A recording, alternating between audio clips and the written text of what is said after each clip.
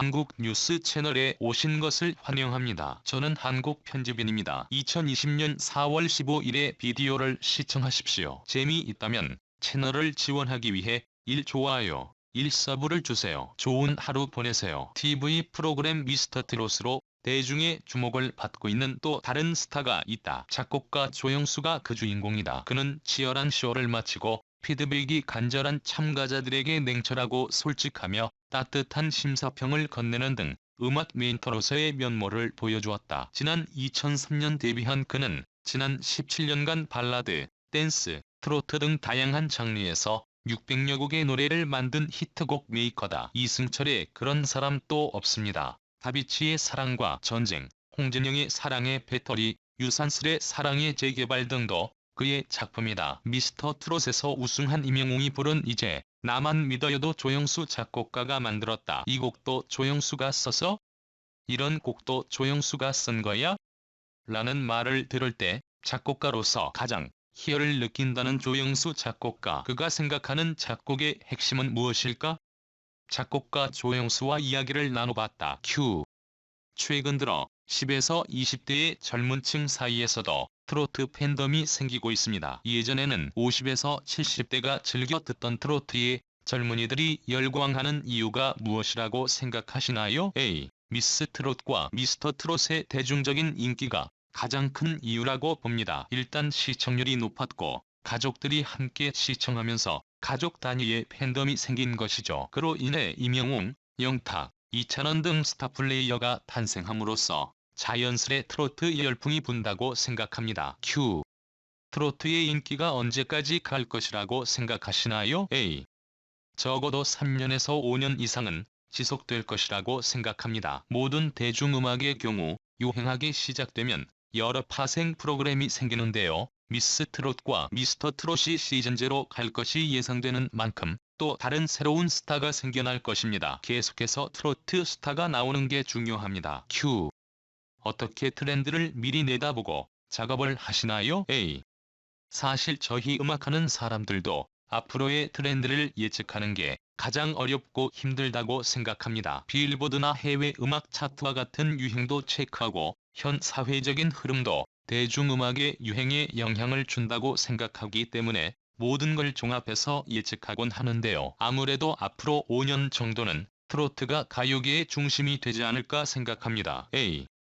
일단 우승자 특전곡이기 때문에 곡의 풍미와 품격을 우선시했습니다. 그리고 오디션 프로그램에서 우승자나 참가자들이 오랜 생명력을 유지하기 위해선 본인만의 히트곡, 대표곡이 절대적으로 가장 필요하다고 생각합니다. 그래야 가수의 생명력이나 인기가 계속 이어질 수 있고요. 그러기 위해서 임영웅 씨도 누구나 알 만한 히트곡이 필요하다고 생각했고요. 요즘 히트곡은 음원 차트의 순위에서 가늠되기 시작된다고 봤습니다. 현재 음원 차트에서 가장 영향력 있는 세대는 2030세대입니다. 장르가 팝 발라드 트로트인 임영웅 씨의 이제 나만 믿어요는 2030세대도 거부감 없이 어느 장소에서나 들을 수 있고 5060세대에겐 아련하고 편안하며 지나치게 어렵지 않은 음악으로 다가가려고 쓴 곡입니다. 다행히 생각대로 전 세대에서 이 곡을 사랑해주고 음원 차트의 상위권 신기록도 쓰고 있어서 기분이 좋네요. 노사연의 만남,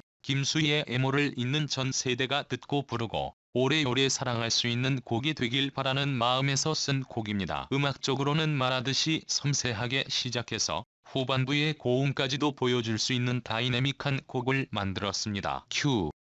14살 소년 정동원 군에게 어른들이 하는 나쁜 습관을 가지고 있지 않다고 하셨습니다. 가장 좋은 음악을 하는 길로 나아가고 있다는 건 무엇이라고 생각하시나요? A. 모든 음악이 그렇지만 특히나 트로트란 장르는 사람들이 기교와 꺾기가 필요하며 중요하다고 많은 사람들이 생각하지만 어디까지나 그것은 곡의 양념일 뿐입니다. 가장 중요한 건 솔직한 감성 표현과 멜로디를 이해하는 것입니다. 음악의 본질을 이해하고 겉멋이 아닌 진심으로 노래 부르는 정동원 군이 바른 길로 걸어가고 있다고 생각했고요. 가장 힘든 것이 노래하면서 든 나쁜 버릇을 고치는 것입니다. 정동원 군은 나쁜 버릇이 없어서 참 다행으로 생각합니다. 큐. 작곡가께서 나아가고 있는 작곡하는 길은 어떤 모습인가요? A.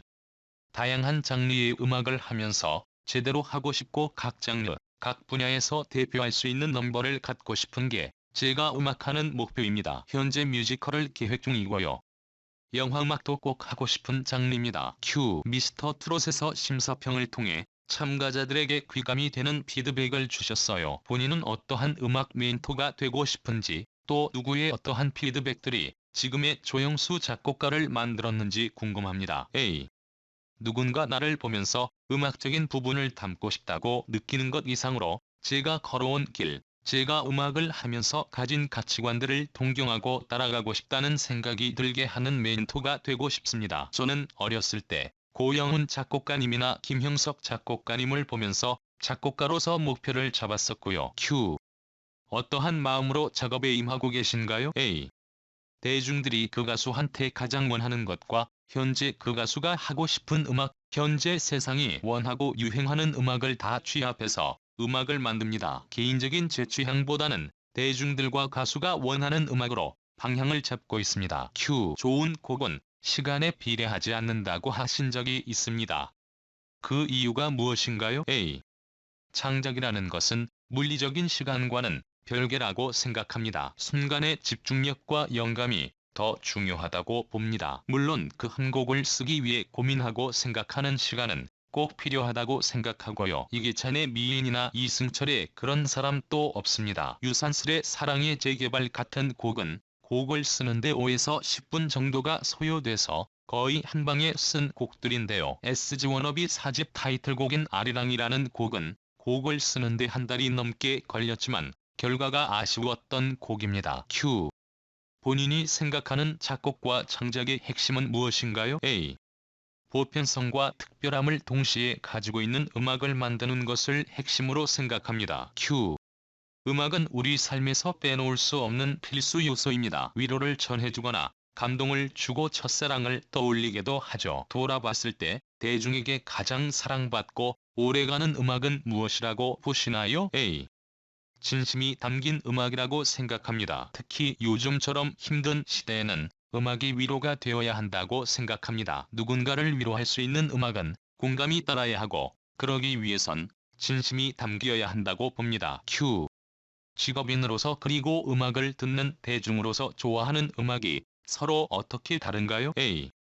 대중음악 작곡가를 오래 하면서 점점 둘 사이가 좁혀지는 게 사실입니다. 대중들이 좋아하는 음악을 항상 고민하기 때문에 대중의 취향이 곧 저의 취향과도 닮아가는 게 현실이네요. 큐. 세상에 노래를 잘하는 사람은 많습니다. 어떠한 가수가 오래 간다고 생각하시나요? A. 가장 중요한 건 가창력보다는 개성 있는 목소리와 창법 그리고 음악의 감성을 전달하는 메신저로서의 능력이라고 생각합니다. 그런 부분에서 뛰어난 가수가 오랫동안 사랑받는 것 같습니다. 가창력은 연습으로 해결이 되지만 본인만의 목소리와 감성은 연습으로 얻기 힘든 것이라고 생각하거든요. 큐. 작곡가께서는 어떠한 목소리를 좋아하시나요? A. 오래 들어도 자극적이지 않고 편안하면서 어떤 곡을 불러도 가수 본인의 이야기인 것처럼 들리게 하는 가수의 목소리를 가장 선호합니다. 큐. 히트곡 메이커 조영수가 보여주는 작곡의 매력은 무엇인가요? A. 이 곡도 조영수가 써서? 이런 곡도 조영수가 쓴 거야? 라는 말을 들을 때 작곡가로서 희열을 느낍니다. 다양한 음악을 하고 또 잘 해내는 작곡가가 되는 게 제 목표이자 방향이고요. 큐. 창작자로서 평소 어떠한 습관을 지니고 있나요? A. 지나가는 사람, 어떠한 풍경, 어떠한 상황을 멍하니 지켜보면서 저기에는 어떤 사연이나 상황이 있을까 추측하고 상상하는 습관이 있어요. 나름대로 제가 스토리를 만드는 것이죠. 큐. 작곡가로서의 조영수, 심사위원으로서의 조영수, 사람으로서의 조영수는 어떠한 사람인가요? A. 작곡가로서는 가수들이 오래오래 노래하고 사랑받을 수 있게 도와주는 사람, 심사위원으로서는 작은 실수의 보석을 못 알아보는 일이 없도록 잘 보이지 않는 가치를 찾아주는 사람, 사람으로서는 변함없이 한자리에서 묵묵히 요란스럽지 않게 살아가는 사람입니다. 큐. 마지막으로 각자의 분야에서 새로운 스토리를 쓰고 있는 창작자들에게 한 말씀 해주세요. A. 창작은 고통과 희열이 늘 공존하는 일이라 생각합니다.